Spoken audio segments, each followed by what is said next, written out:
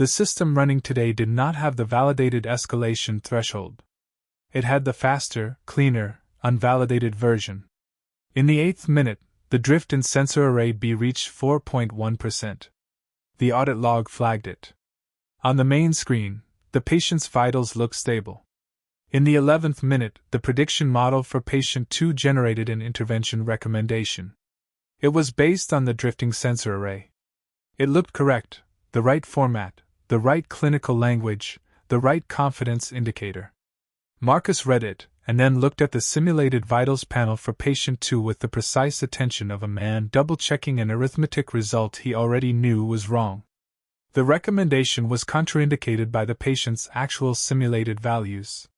The system was recommending an intervention that was wrong, and it was recommending it with high confidence, and the confidence indicator was high because the safety envelope that would have flagged the input drift as a reliability concern, the envelope that existed specifically to prevent this sequence of events, had been disabled to make the demo run faster. He sat very still and watched the main screen and did not move. Around him, investors were watching a medical AI make a confident, wrong clinical decision, and from where they sat, it looked like the system was working perfectly. 4 minutes later, it happened again. He began to type.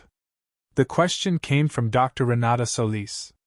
She had been watching the main screen with the specific quality of attention that Marcus had noticed in her since the lobby, not the performance of engagement, but the real thing, the attention of someone who had spent enough time inside complex systems to have learned where to look for the gap between appearance and function. She raised her hand at minute 19, and the room, which had been moving at the smooth, confident tempo Victor had set, changed tempo slightly. The lobby of Orion Medical Systems had been designed to communicate one thing, that the people inside it had already won. 3 stories of floor-to-ceiling glass looked out over a manicured corporate campus. The reception desk was a single slab of white marble, uninterrupted, staffed by 2 attendants in coordinated charcoal blazers. The floor was a pale limestone that caught the morning light and redistributed it upward, so that anyone standing in the center of the space appeared to be lit from below, the way a statue is lit in a museum. The company's logo, a clean sans serif Orion flanked by a small helix motif, was etched into a brushed aluminum panel behind the desk at a height that ensured it appeared in every photograph taken in the building's public space. Marcus Reed walked through the front door at 8:47, 13 minutes before his scheduled arrival time, which was how he arrived everywhere. He was wearing a navy suit that had been purchased 7 years ago and maintained carefully since. The jacket fit correctly across the shoulders. He'd had it taken in once, 3 years back, at a dry cleaner on his block who charged $40 and did precise work, but the fabric had the particular flatness of something that had been dry cleaned many times, the weave slightly compressed, the lapels carrying a faint memory of crease that no amount of pressing fully resolved. His shoes were black Oxfords, old but polished to a shine that had taken him 10 minutes that morning while Lily ate her cereal. His tie was dark burgundy with a thin diagonal stripe, chosen by Lily from his small rack with the decisive authority of a 7-year-old who considered herself an expert on this subject. He carried a slim briefcase, not a new one, not leather, but clean, and he walked through the lobby with the unhurried, measured step of a man who knew where he was going and had nothing to prove about getting there. He checked in at the desk, received his visitor badge, M. Reed, Technical Reviewer, Systems Audit, and took a position near the elevator bank to wait for his escort. He did not look at his phone. He studied the lobby with the particular observational habit of an engineer, reading the space for structure, load, flow, the logic of how people and materials moved through it. He did not see Victor Langford approaching from the executive corridor, but he heard him before he saw him. Victor Langford arrived the way he always arrived, with motion around him, 3 people in his wake carrying the forward momentum of his day. He was 51, lean, dressed in a charcoal suit that had been made for him in London, the kind of suit that didn't look expensive so much as it looked like nothing else could have fit its wearer, like it had been produced by the same process that produced the man. He wore a watch that Marcus, who noticed such things only as data points, registered as costing more than his last 3 months of contract invoices. Victor stopped when he saw Marcus. Not the stop of recognition, the stop of assessment. He looked at the suit the way a person looks at something that doesn't belong in a room. Are you with the facilities vendor? He asked. Not rudely yet. Just confidently incorrectly. No, Marcus said.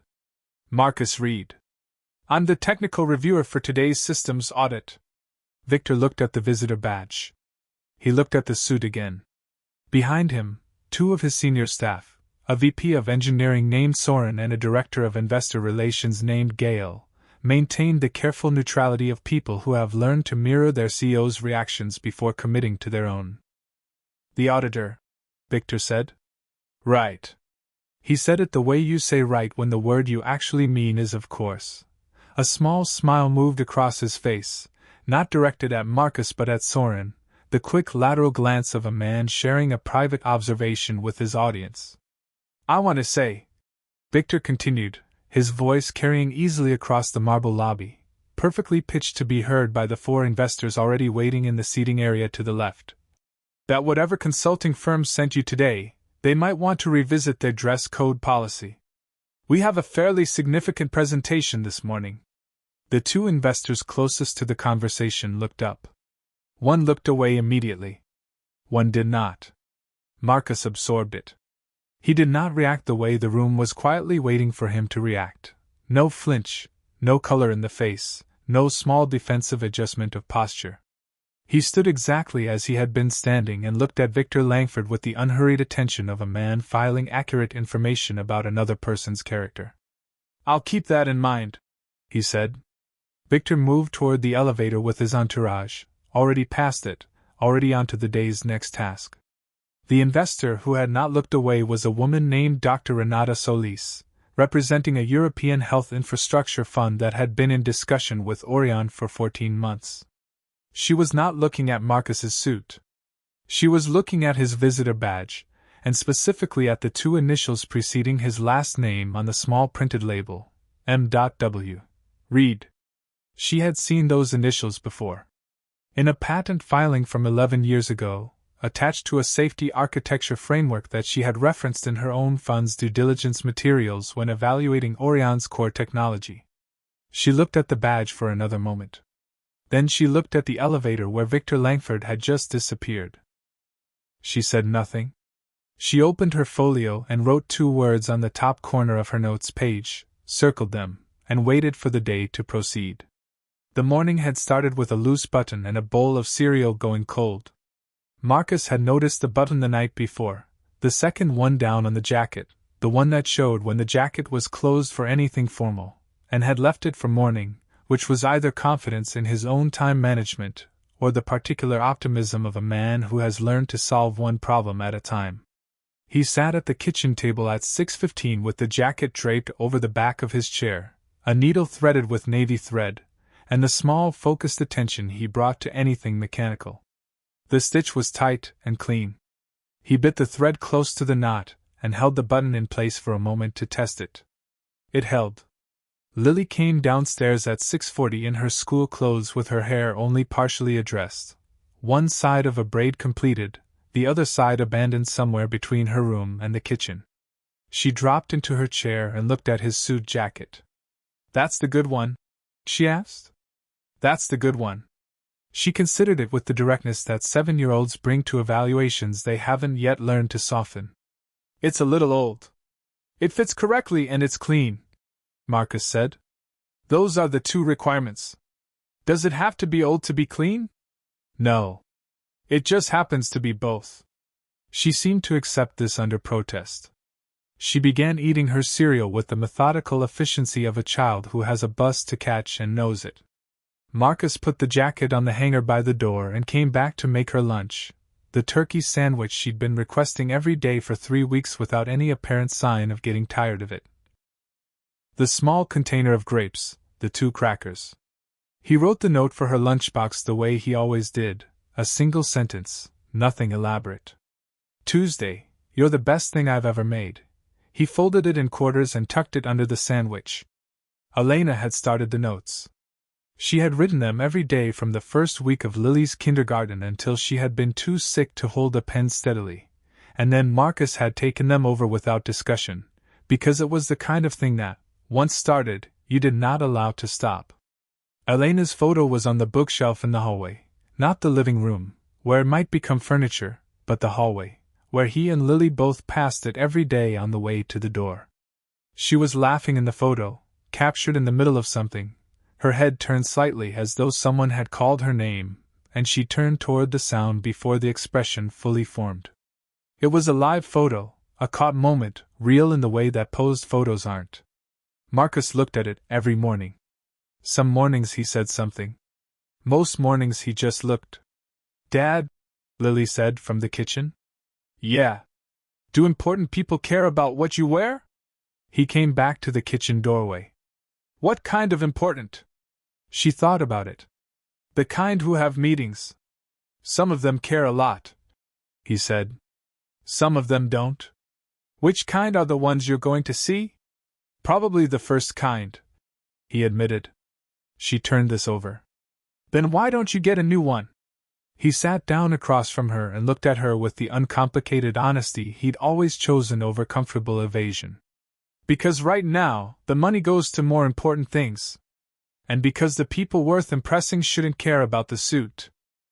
Lily thought about this for a moment. Then she said, with the absolute confidence of someone who has just understood something, "Important people should care about how they treat others, not what others wear." He looked at her. "Yeah," he said. "That's exactly right." She finished her cereal and went upstairs to complete the abandoned braid. Marcus checked the briefcase, checked the folder of audit documentation, checked that the small case of diagnostic tools was packed.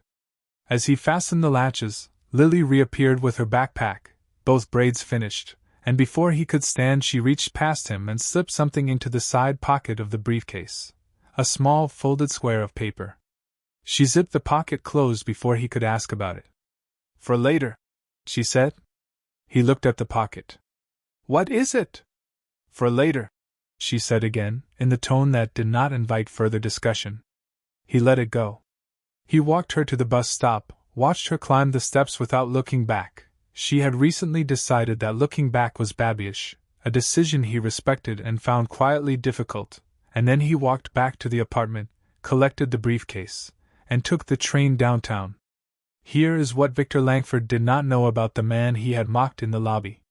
Marcus Wendell Reed had spent the first 12 years of his career as a Navy systems engineer, assigned to medical support platform integration across 3 fleet deployments. His specialty had not been glamorous, fault-tolerant architecture for monitoring systems, specifically the design of verification layers that prevented automated medical equipment from becoming confidently wrong. The problem that consumed him was not the obvious one: system failure, hardware malfunction, power loss. Anyone could design around failure.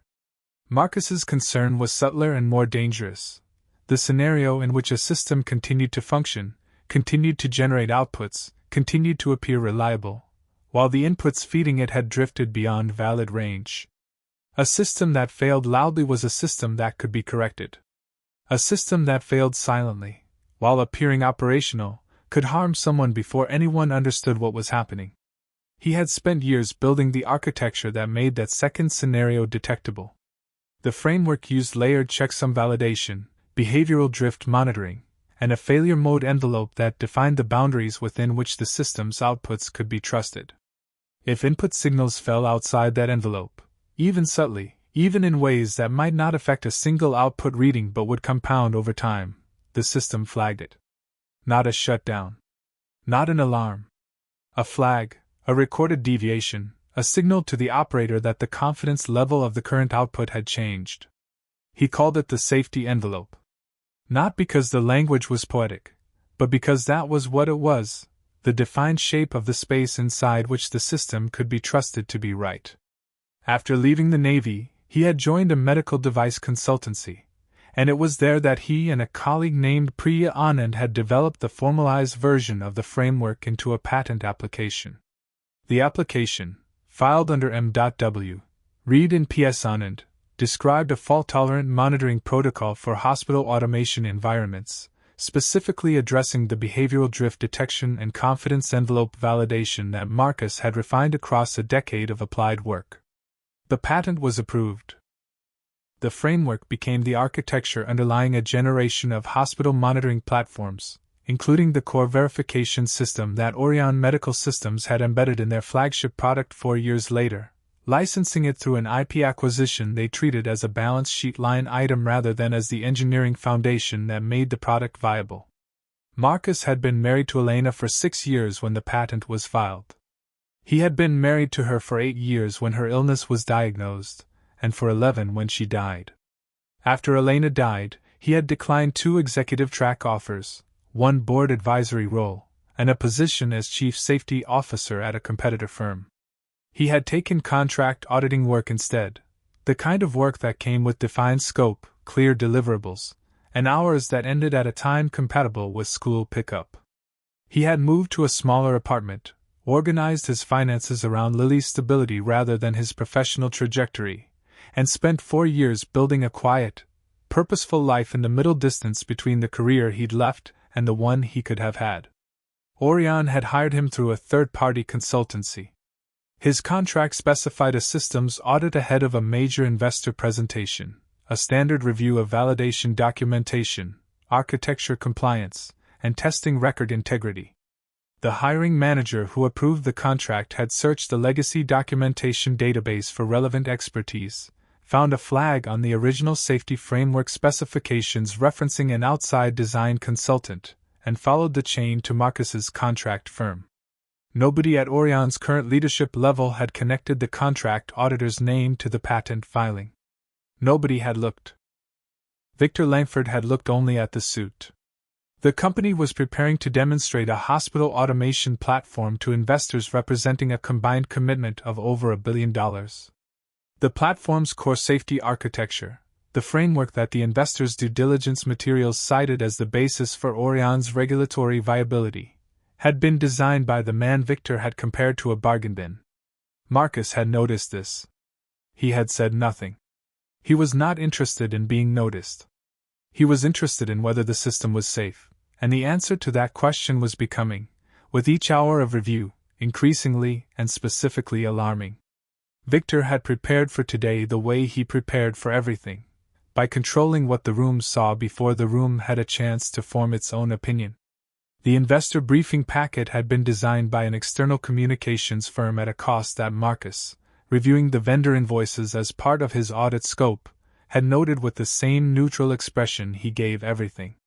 46 pages, full color, with a cover photograph of a hospital ICU that had been licensed from a stock image library and was therefore a photograph of no specific hospital, staffed by no specific nurses, treating no specific patients, a photograph of the idea of care, rather than care itself.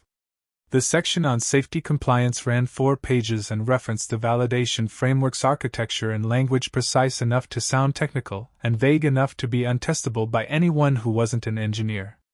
Victor had reviewed the packet once, marked 3 pages he thought undersold his personal role in the platform's development, and sent it back for revision.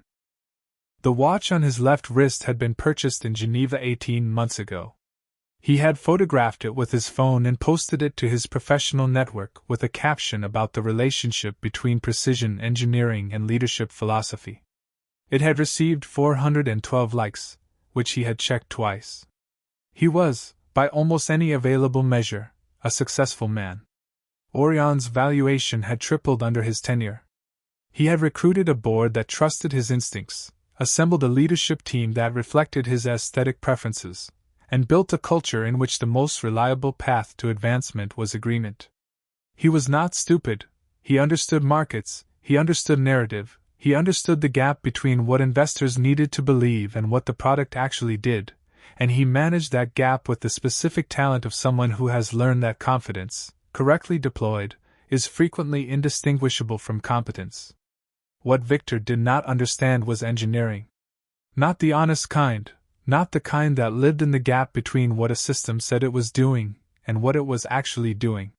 He understood engineering the way a person understands a language they have memorized phonetically, accurately enough to be heard, not accurately enough to be understood.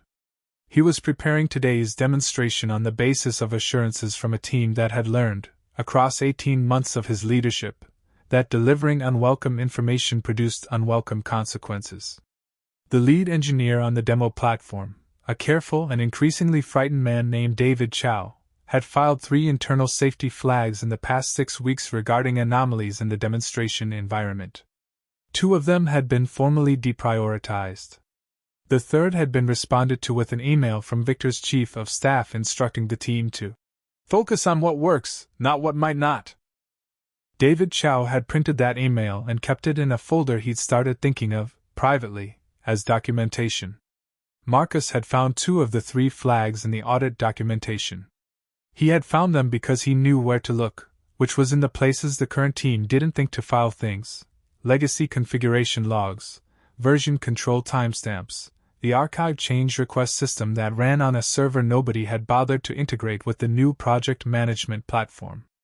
The flags described, in the careful and hedged language of engineers who know their concerns will be unwelcome, exactly what Marcus had already suspected from his own review of the demo system: a bypassed verification layer, a firmware mismatch between the demonstration environment and the validated build, and a failover path that had been disabled to improve the system's apparent response speed during the presentation sequence.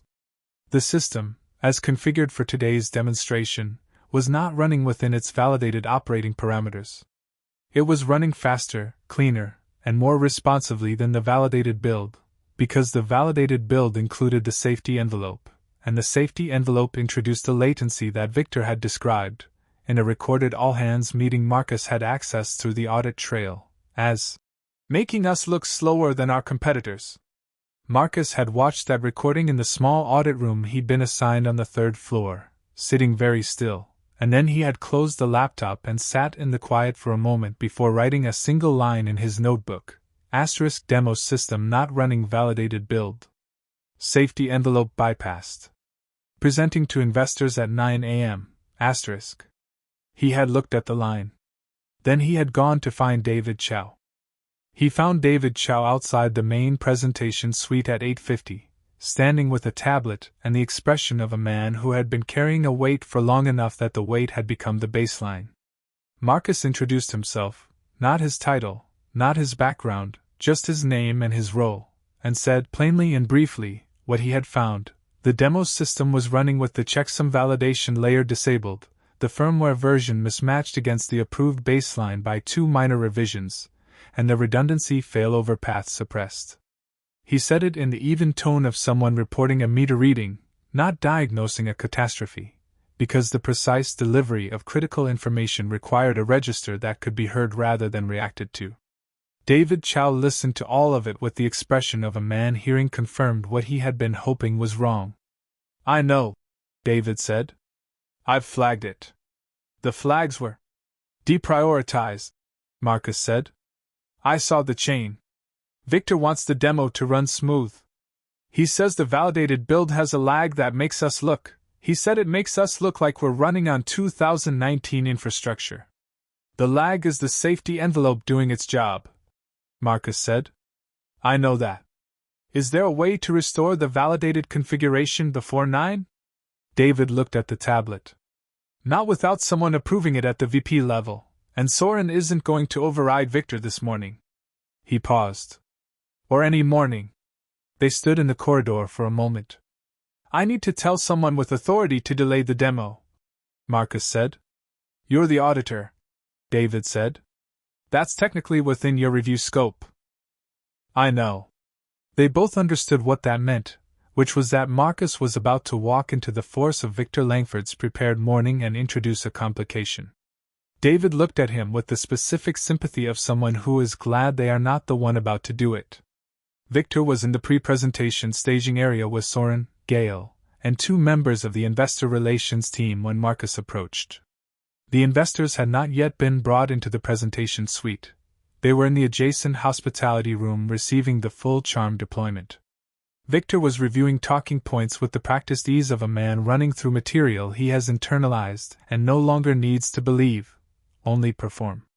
He saw Marcus at the door of the staging area and did not immediately connect the face to the lobby, then did, and his expression shifted in the small way that indicated he was deciding how much energy this moment was worth. "Mr. Reed," he said, with the particular warmth of someone who has just remembered a lesser obligation, "I've completed a preliminary review of the demonstration system," Marcus said, keeping his voice level and his eye contact steady. "There's a configuration issue that needs to be addressed before the presentation. The system is not running the validated build. The checksum verification layer has been disabled, and there's a firmware mismatch with the technical team has signed off on the demo environment," Victor said. "The flags in the review record indicate they haven't. There are 3 open safety flags." "Marcus." Victor said the name the way a teacher says a name to stop a student, not a conversation, a termination. He smiled, and the smile went around the room to collect the staff's alignment before it returned to Marcus. "We have 12 investors about to sit down for a presentation we have spent 4 months preparing." "I appreciate the thoroughness. That's what we're paying for. But if I stopped every demo because an auditor found a configuration note he wanted to discuss, we would never present anything to anyone." He paused for the room's quiet, affirming silence to gather. The man in the bargain bin suit doesn't get to tell the room what scale looks like. The 2 investor relations staff looked at the floor. Soren developed a sudden interest in his phone. Gail's expression became very still. Marcus looked at Victor for a moment, a full, unhurried moment, the way you look at a measurement you are recording accurately, and then he said, "You're demonstrating without the safety envelope." Victor stared at him. The words had landed wrong, too precise, too clean, too absent of the defensive energy that would have made them easier to dismiss. He had expected apology, or retreat, or the small crumpling that most people produced when the room had been organized against them. What he saw instead was a man who had already said the necessary thing, and was now prepared to wait for the room to catch up. Victor waved a hand. "Get him a seat in the back," he said to no one in particular, and turned back to his talking points. He had just made the decision that would define the rest of his morning, and he had no idea he'd made it. The break before the presentation was 18 minutes. Marcus walked to the end of the 3rd-floor corridor, past the auditor's room they'd assigned him, to the emergency stair landing where there was a small square window that looked out over the parking structure and beyond it, a strip of city street. He stood there and took a slow breath. He was not, at this moment, angry. Anger was an emotion he'd found less useful than clarity, and he'd spent several years after Elena's death learning the difference between the two. Anger spent itself in the direction it was aimed. Clarity spent itself on the problem. The problem was specific, a demonstration system running without validation, before an audience of investors who were making multi-million-dollar commitments on the basis of safety claims the current configuration could not support, involving a medical automation platform that would, if deployed, be used in real hospital environments with real patients. The insult in the lobby and the insult in the staging area were not the problem. They were noise. The problem was the system. He put his briefcase on the landing's single concrete step and unfastened the side pocket. He had forgotten about Lily's folded paper until his fingers found it, that particular small resistance of folded construction paper, slightly stiff. He took it out. It was a crayon drawing, done with the efficient directness of a child who has a clear vision and no patience for hesitation. 2 figures, a tall one and a small one, holding hands, rendered in the way she always drew them, the tall figure with the specific rectangular approximation of a suit jacket that she had been drawing on him for 2 years, the small figure with 2 braids that stuck out symmetrically from each side of a round head. Above them, in her careful, somewhat oversized printing, "Daddy fixes things." He looked at it for a long time. He thought about the shape of his life as she understood it, which was a shape built on his presence, his reliability, his ability to be home when she got home and at the table when she sat down. He thought about all the things he had let go in order to protect that shape, the offers he'd declined, the trajectory he'd set aside, the particular ambition that had once been his primary weather system and was now simply one part of a larger climate. He had not let those things go with resentment. He had let them go with the specific intention of a man who has decided what matters and organized himself accordingly. He thought about leaving. The contract did not require him to stay through a failed presentation. His audit scope covered the documentation review, which he had completed. He had delivered the finding verbally. If Victor Lanford chose to proceed with a compromise demonstration, that was a decision made by a person with authority over the process, and Marcus's professional obligation was arguably satisfied by the warning he had already given. He thought about walking out to the elevator, pressing the button for the lobby, handing in his badge, and being on the train before 9:15. He thought about the system running without the safety envelope, generating outputs from degraded inputs, producing medical recommendations with a confidence level that no longer corresponded to reality. He thought about the hospitals that would use this platform, the nurses who would read its recommendations, the patients who would not know they were downstream of a validation process that had been bypassed to look better in a conference room. He folded the drawing back along its creases, 4 careful folds, the corners meeting exactly, and placed it in the inside pocket of his suit jacket, where it rested against his chest. He picked up the briefcase and walked back toward the presentation suite. He had not been hired to be comfortable. He had been hired to determine whether the system was safe. The answer to that question had not changed because someone had made a joke about his suit. He found a seat at the back of the room, opened his laptop, connected to the audit console on the network, and waited for the presentation to begin. The room was set for 40 people and held 37, 12 investor representatives, 8 members of Orion's senior staff, 6 engineers positioned along the side wall to answer technical questions. The 2 investor relations staff, the communications firm's lead consultant, and several observers from the legal and compliance teams. Marcus sat near the back left corner, beside a power outlet, his laptop open, its screen angled away from the row of engineers to his right. Victor opened without notes. He was, whatever else could be said about him, a skilled performer in this specific context. He moved through the opening 2 minutes with the natural authority of someone who has delivered a version of this speech enough times that it no longer required belief, only execution. He spoke about the future of hospital automation with the specific confidence of a man who has been in enough rooms where confidence was the currency to know exactly how much to spend. He cited the regulatory pathway, the clinical validation partners, the federal contract pipeline. He named numbers at the cadence of someone who knows that numbers, spoken with enough certainty, function less as data than as music. The lights went down. The first video played. It was well produced, a walkthrough of a simulated ICU environment, a voiceover describing the platform's predictive capabilities, clean motion graphics showing data flowing between monitoring systems, the central AI engine, and the clinical dashboard. An actor in nursing scrubs looked at a screen and nodded in the specific way actors nod in medical demonstrations, the nod that communicates competent, reassured, unhurried. Marcus watched the video the way he watched everything, cataloging, not judging. He had no objection to the video. The video was not the problem. The problem was the live demonstration that followed. Victor transitioned to the live system with a practiced gesture. And now let's see it working in real time. And the main screen switched from the video to the platform's actual interface.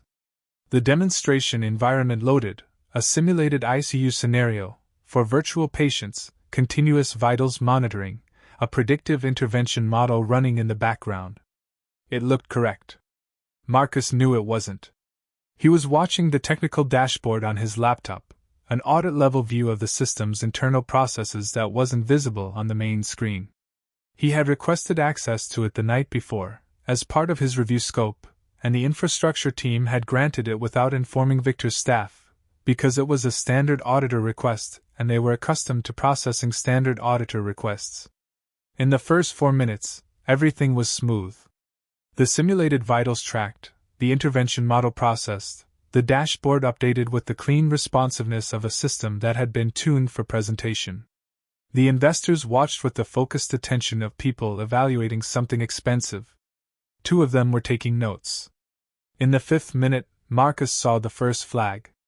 It appeared in the audit log as a single line, *input validation drift detected, sensor array B, patient 2. Deviation 2.3%. Within tolerance. Asterisk the flag was below the intervention threshold, which meant the system had noticed the deviation, logged it, and continued. This was acceptable behavior in a correctly configured system. In a correctly configured system, the safety envelope would have logged the deviation, continued monitoring, and, if the drift continued, escalated. The calibration of that escalation threshold was part of the validated build. "Can you walk me through the patient 2 intervention recommendation?" she said. "From minute 11. Victor smiled. "Absolutely. The platform identified a predictive risk window based on the patient's. The patient's vitals at that point indicated a contraindicating condition," Dr. Solis said. "Not an accusation. An observation delivered in the flat register of someone who has already formed a conclusion and is now offering the entity before them the opportunity to confirm or deny it." Victor looked at the main screen.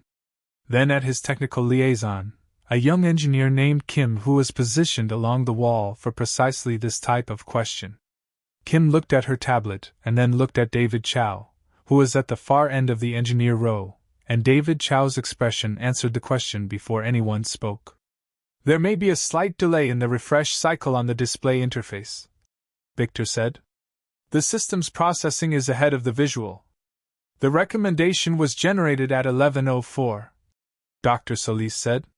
"The contraindicated value was present in the vitals at 10:58. That's a 6-minute gap, not a display lag." The room had gone quiet in the specific way of rooms in which something has been said that cannot be unsaid. Victor turned to Kim. "Can you confirm the configuration is running to spec?"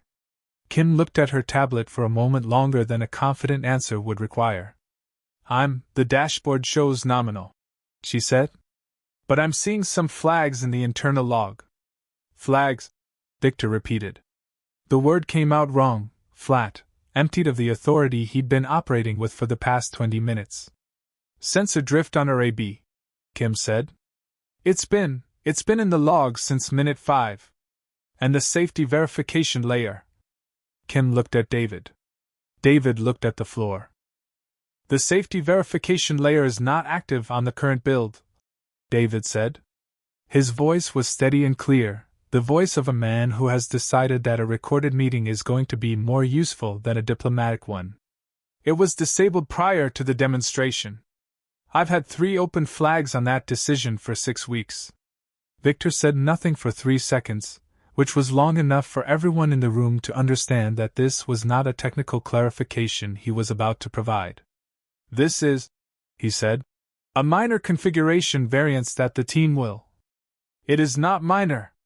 The voice was from the back left corner of the room, and it was quiet, the kind of quiet that carries precisely because it is not competing with anything. Marcus had stood up from his seat, his laptop open in his left hand, and he was addressing the room without drama, without theater, with the same register he'd used to explain an audit finding to a facilities manager or a voltage discrepancy to a junior engineer. "The safety envelope is not a performance feature. It is the mechanism that prevents the system from generating high-confidence recommendations from degraded inputs. Disabling it doesn't make the system faster. It makes the system dangerous." The room looked at him. Some of them were looking at his suit. Most of them had stopped looking at his suit. "The failure chain in this demonstration is specific and documentable," he continued. "Input validation drift in sensor array B beginning at minute 5. Drift exceeding the validated threshold at minute 8, which in a correctly configured system would have triggered a confidence flag on subsequent outputs from that array. The safety envelope being inactive meant that flag was never generated. The prediction model continued processing degraded input with full confidence weighting and produced 2 contraindicated recommendations that appeared valid on the main display." He paused. "If this is a hospital, those are 2 clinical decisions that look right and are wrong. And the clinician reading the screen has no way to know the difference." Victor opened his mouth. "Victor." It was Hannelore, the European fund investor, from the second row. She said only the name, and she said it with the precise quiet authority of someone who does not need volume to establish priority.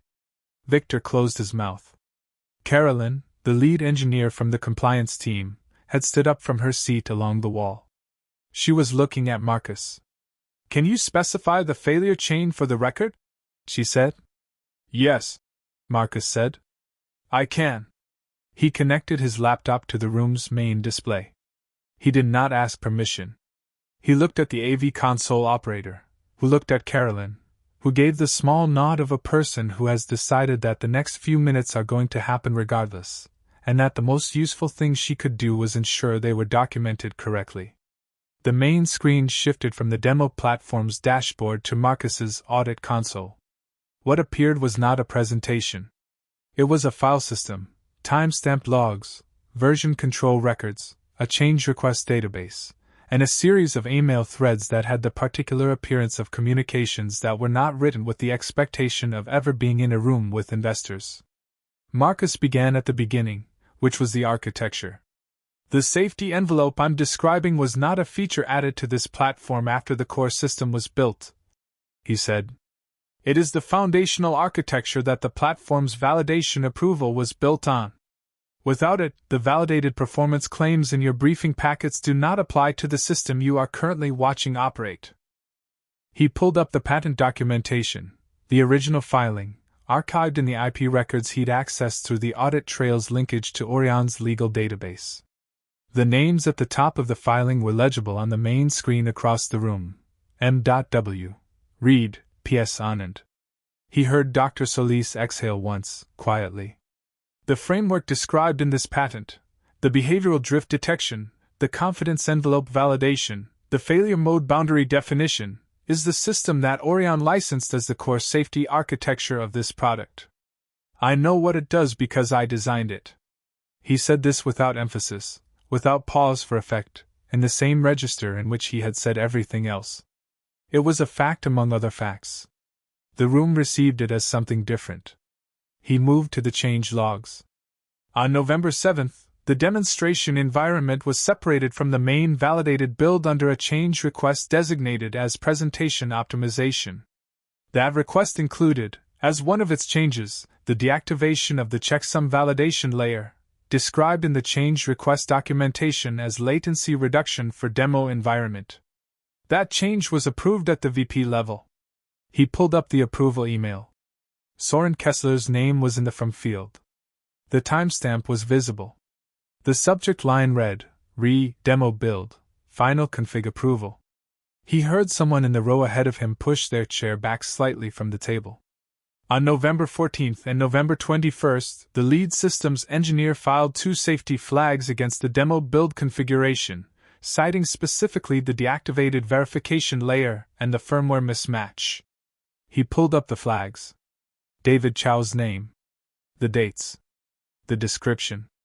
These flags were classified as deprioritized.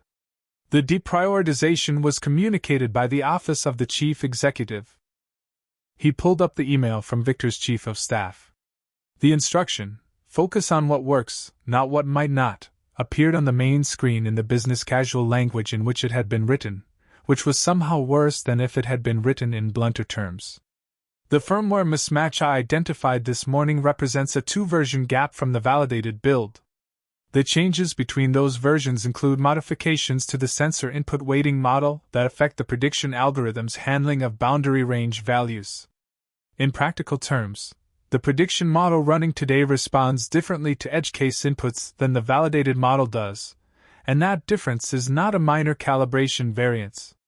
It changes the system's behavior in exactly the scenarios where clinical decisions are most consequential." He paused and looked at the room. "The system as designed can do what your briefing materials claim. The safety envelope is the mechanism that makes those claims true. What you watched this morning was the system operating without that mechanism, producing confident, visually credible outputs from degraded inputs, in a medical context. That is not a configuration issue. That is a choice." The room was very quiet. Hannelore was writing. Dr. Solis was looking at the patent filing on the main screen with the expression of someone confirming something they had suspected since the lobby. The 2 investor relations staff had the frozen expressions of people watching a building they helped build catch fire. Victor Langford had not said anything in 4 minutes. Can the system be fixed? Carolyn said. Yes, Marcus said. Restore the validated build and reinstate the safety envelope. The platform will demonstrate exactly what it was designed to do, with the latency the envelope introduces, which is approximately 340 milliseconds at peak load. That latency is the system checking its work. He looked at the room. That is not a bug. The first person to stand was Hannelore. She did not stand with applause.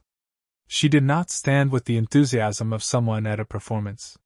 She stood the way a judge stands when entering a courtroom, a formal recognition that the register of the room has changed and that standing is the appropriate physical acknowledgement of that change. She was looking at Marcus, and the look was not warm exactly. She was not a warm person by professional habit. But it was precise, and it was direct, and it was the look of someone confirming a valuation they had suspected was correct. Dr. Solis stood next. Then 2 others from the investor group, and then, in the slightly delayed way of people following a tide they have chosen to join rather than lead, 3 more. 6 of the 12 investor representatives, standing in a boardroom in front of a man in an old Navy suit who had just dismantled a billion-dollar presentation in 20 minutes of documentation. They were not standing because the presentation had gone well. They were standing because something more valuable than a good presentation had occurred. Someone had told them the truth about a product they were about to trust with significant capital and, depending on the product's eventual deployment, with the health of patients who would never know whose work had protected them. Victor attempted a recovery. I want to be clear, he said, stepping forward, his voice reclaiming its performance register, that this is a specific and isolated issue with the demo configuration, and that it in no way reflects the fundamental. Victor. Hannelore said it the same way she had said it before. One word. The same quiet authority. He stopped. You were asked 3 weeks ago, in a pre-presentation technical review meeting, whether the demonstration environment matched the validated build. She had opened her folio to a specific page. You confirmed that it did. The room was absolutely still. Victor looked at the folio. He looked at the main screen, where the email from his chief of staff was still displayed. Focus on what works, not what might not, and he appeared to briefly calculate whether there was a version of the next several minutes that ended in his favor. He found none. Marcus had not watched any of this. He had turned back to the audit console and, while the room managed the political architecture of Victor's collapse, had quietly done what he'd come to do. He located the validated build in the system repository, confirmed its integrity against the checksum record in the original compliance database, and staged the restoration. It would take 11 minutes to run. He initiated it. He closed the changelog display and returned the main screen to the demo platform. The progress bar for the build restoration was visible in the corner of the screen. A few people in the room looked at it. Nobody asked what it was. They already knew. The restoration will complete in approximately 11 minutes, Marcus said. If you'd like to see the platform perform as designed, I'd suggest a 15-minute break and then a second run of the ICU simulation. The safety envelope will introduce a brief latency in the recommendation cycle that wasn't present in the earlier demonstration. That latency is the system doing its job. He stepped back from the console and returned to his seat. He did not look at Victor. He did not wait for acknowledgement or thanks. He sat down, reduced his laptop to audit view, and checked the restoration progress with the same focus he'd given every other task that morning. The investors sat down in the particular order of people who have delivered a message and received its confirmation. The room was quiet, except for the faint progress of the build restoration running in the background. The investors requested a private session with the board at 11:45. Victor was not invited. Marcus was. He sat in the smaller boardroom on the 4th floor, a room with a round table and no screens, nothing designed for presentation, and answered questions for 35 minutes in the factual, unembellished register he'd used since the morning. He explained the architecture in whatever level of detail each questioner needed. He confirmed what could be restored and what would require additional validation work before the platform was ready for clinical deployment.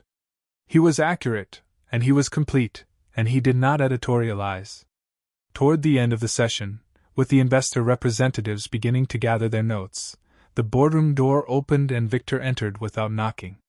He had the controlled expression of a man who has been in motion since his world changed and has not yet found a stable place to land. He looked at Marcus. "I want you to understand," he said, his voice lower than his public register, carrying the specific quality of a man attempting to re-establish a dynamic that has been irrevocably altered, "that what you did in that room was not standard audit procedure. You performed. You grandstand. And I suspect you came in here with an agenda that had nothing to do with the technical review." Marcus looked at him without urgency. "The validated build has been restored," Marcus said. "The safety envelope is active. If you run the demonstration again with the current configuration, it will perform within validated parameters. That's the outcome of the audit." He paused. "That's the only outcome that matters. You wanted to make me look. I wanted the system to run safely," Marcus said. "That's what I was paid to evaluate. I evaluated it." Victor looked at him with the expression of a man searching for a target that keeps moving, except the target wasn't moving. The target was sitting completely still. "You never became anything," Victor said. Not loudly. Quietly, the way an insult is deployed when it has been refined to its most accurate-seeming form. "You had a career that could have gone somewhere, and you settled for contract work and a cheap suit. You're bitter. You've been bitter since you walked in the door." Marcus looked at him for a long moment. "When my wife died," he said, "I had one title that mattered. I was Lily's father.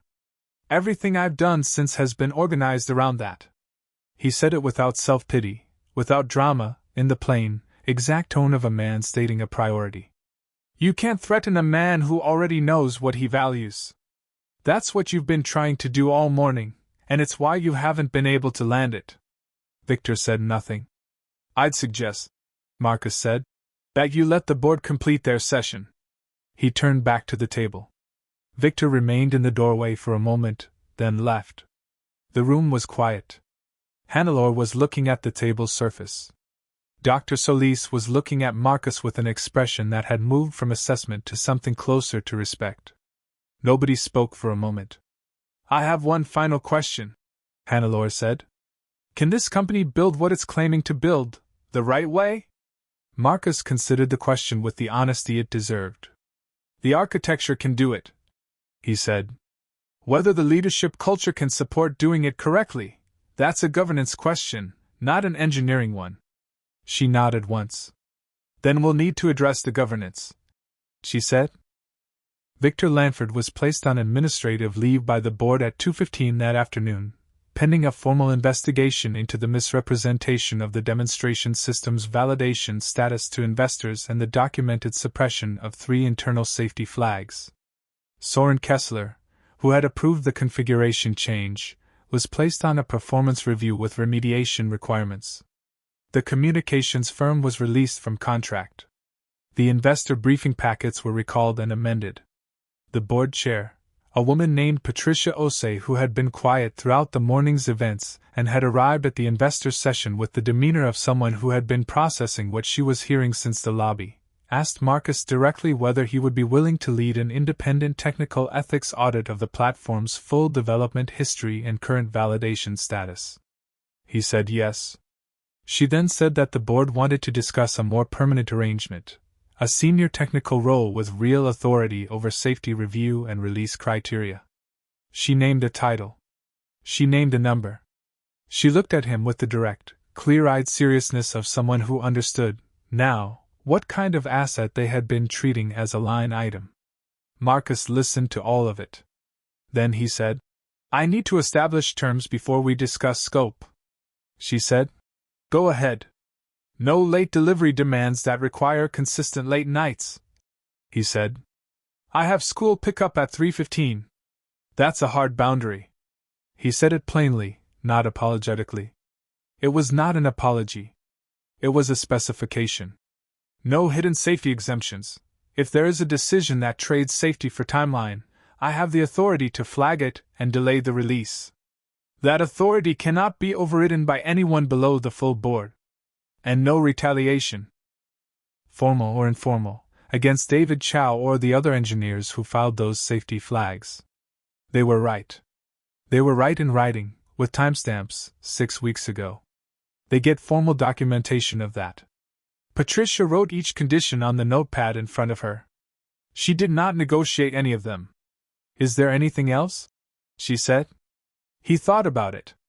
The independent ethics audit needs a defined charter that isn't controlled by the office of whoever holds my role. It should report to the board directly. She wrote it down. Agreed. They shook hands across the table. It was not a moment with fanfare. It was two people reaching an agreement about what the right structure looked like and committing to building it, which was, in Marcus's experience, how the most important agreements always happened. He texted the babysitter from the hallway to confirm school pickup timing and then walked back to the elevator, carrying the same briefcase he'd arrived with, in the same suit. The second button down, the one he'd sewn that morning, held. He picked Lily up at 3:22, which was 7 minutes late, which she noted. You said 3:15. She said, climbing into the back seat with her backpack and the particular energy of a child who has been in school all day and is ready to be somewhere else. I know. I'm sorry. It was a long day. She looked at him from the back seat with the evaluative gaze she'd inherited from Elena, the one that assessed sincerity rather than explanation. She appeared to decide he was genuinely sorry. How long? She asked. Very. Did the important people like your tie? He glanced in the rearview mirror. She was still looking at him. They noticed something more important, he said. She considered this. What? That I knew what I was talking about. She appeared satisfied by this, in the way that children are satisfied by answers that confirm what they already believed to be true. She looked out the window. The city moved past. They stopped at the corner store near their building where she was occasionally, under specific conditions, permitted to select a juice box. She selected the apple, which she always selected, and held it with both hands on the walk back to the apartment building door. In the elevator, he knelt down to retie her left shoe, which had come loose in the school day's traffic. She stood still and held her juice box and looked at the top of his head with the patient, fond attention of a child who is accustomed to being taken care of. Did you fix something? She asked. He finished the knot and looked up at her. Yeah, he said. I did. Something important? Yeah. Something important. She nodded, as though this confirmed everything she had already arranged in her understanding of how the world worked and what her father's role in it was. He stood up. She took his hand. They walked out of the elevator and down the hall, and she talked about the lunch note. She had read it 3 times, and about the engineering project and about a disagreement at recess that had been resolved in a way she considered unjust, and he listened to all of it with the particular quality of attention he gave to everything that mattered, which was complete and unhurried and without reservation. He did not tell her about the lobby, or the staging area, or the investors who had stood. He did not tell her about Victor Langford or the suit or the morning's long catalogue of small and large indignities absorbed and released. He thought about the drawing in his jacket pocket, pressed against his chest all day, the 2 crayon figures holding hands under the words Daddy fixes things, and he thought that Lily had been right in the way she was often right, accurate without quite knowing why. He unlocked the apartment door. She went in ahead of him, dropped the backpack in the designated location, which was the correct location, and went to the kitchen to ask about dinner. He hung up his jacket carefully, the good jacket, the old one, the one that fit, and stood for a moment in the hallway where Elena smiled from the shelf, caught mid-laugh, turned toward a sound he couldn't hear. He had done what he came to do. He had done it without noise and without applause and without waiting for anyone to tell him it was necessary. The building he had built, years ago, in rooms no one remembered, had held. The work had held. He went to the kitchen to make dinner.